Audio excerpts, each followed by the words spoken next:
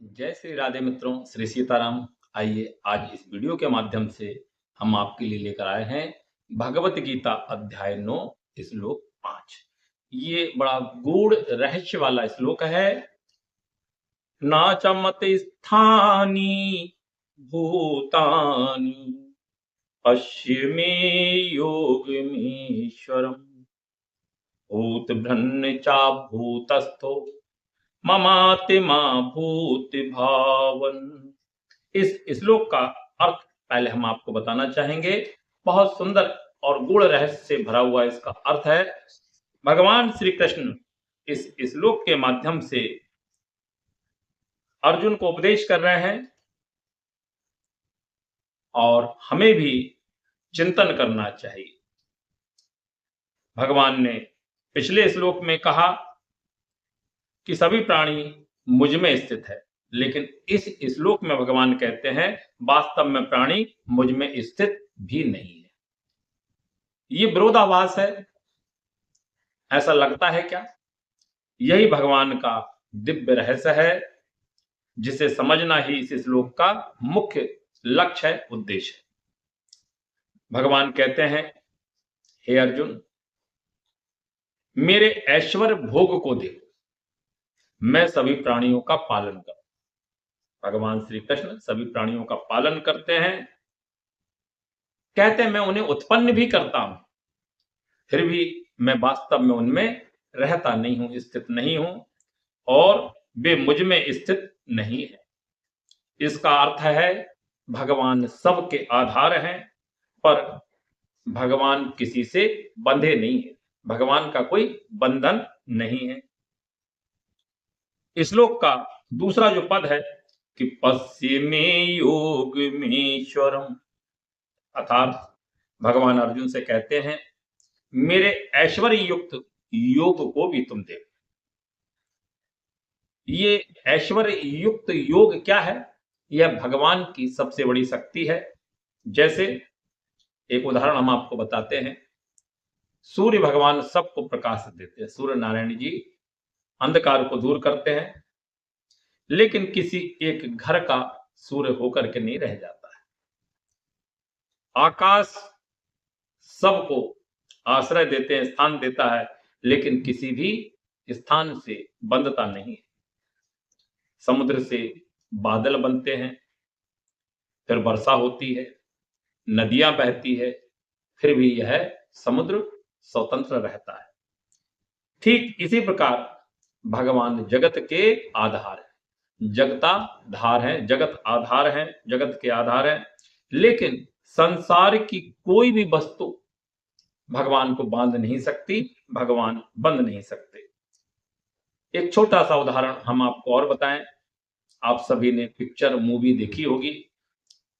वहां पर एक चलचित्र होता है, पर्दा जिसे हम कहते हैं, पर्दा चलता है।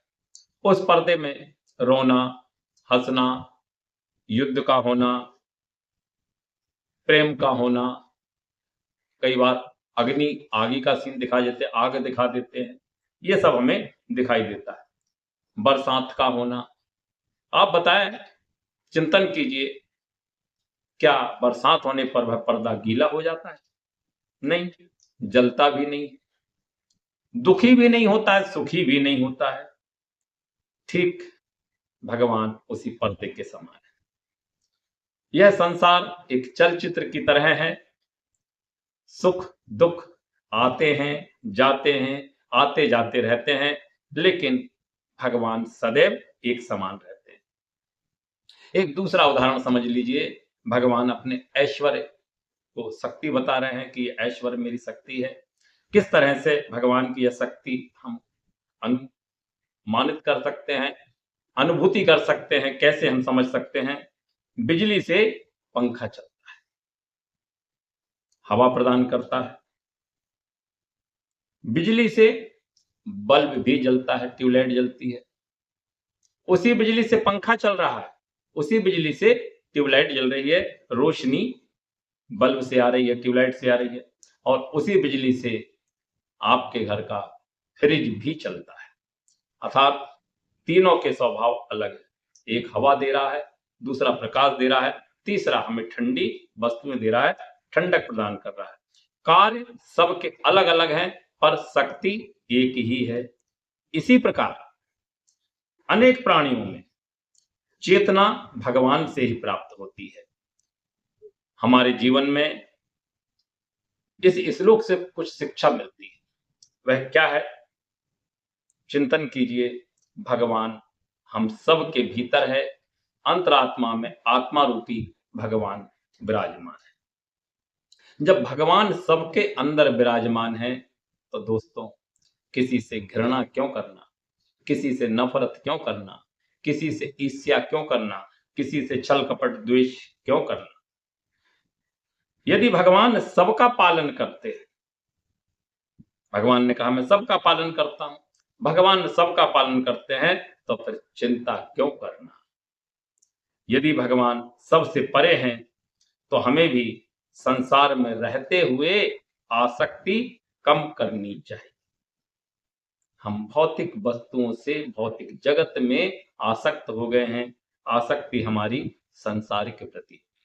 यह श्लोक हमें इस बात की शिक्षा देता है कि हमें संसार में आसक्ति नहीं रखना चाहिए, अर्थात हम कर्म करें और भगवान को समर्पित होकर के करें। हमारे समस्त कर्म भगवान को समर्पित होकर ही करना चाहिए। संतों की वाणी है, हमने संतों के मुख से सुना है, और श्री रामचरितमानस में एक चौपाई भी आती है। बाबा गोस्वामी तुलसीदास जी कहते हैं, सिया राम मैं सब जग जानी, करहूं प्रणाम जोरी जुग पानी। अर्थात यह संपूर्ण संसार श्री राममय है।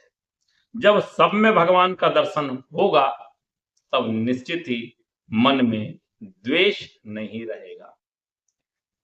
चौपाई हम सब जानते हैं, लेकिन इसे हमने अपने आचरण में नहीं उतारा है। द्वेष, ईर्ष्या, छल कपट को दूर करने का साधन भगवद गीता है, श्री रामचरितमानस है, बाबा गोस्वामी तुलसीदास जी की अद्भुत चौपाई है।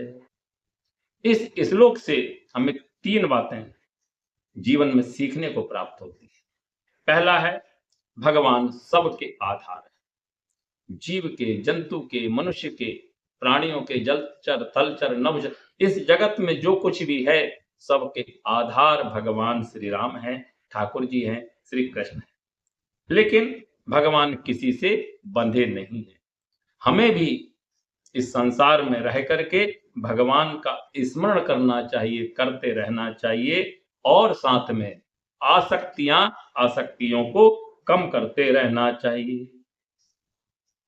और एक मुख्य बात, यदि हम इस श्लोक के संदेश को अपने जीवन में उतार लें तो हमारा जीवन बिल्कुल शांत हो जाएगा, मन शांत हो जाएगा और हमारा यह जीवन आनंदमय हो जाएगा, भगवान की भक्ति से और शक्ति से भर जाएगा। बोलिए सियावर रामचंद्र जी की जय, बोलिए श्री बाल कृष्ण लाल जी की जय। जय जय श्री राधे, श्री सीताराम। आपको हमारी यह वीडियो कैसी लगी कृपया कमेंट करके बताइएगा। यदि आपने हमारी चैनल को सब्सक्राइब नहीं किया है तो चैनल को सब्सक्राइब कीजिएगा, लाइक कीजिएगा, कमेंट कीजिएगा। जय जय श्री राधे। मिलते हैं अगली वीडियो में भगवद गीता अध्याय 9 श्लोक संख्या 6 के साथ।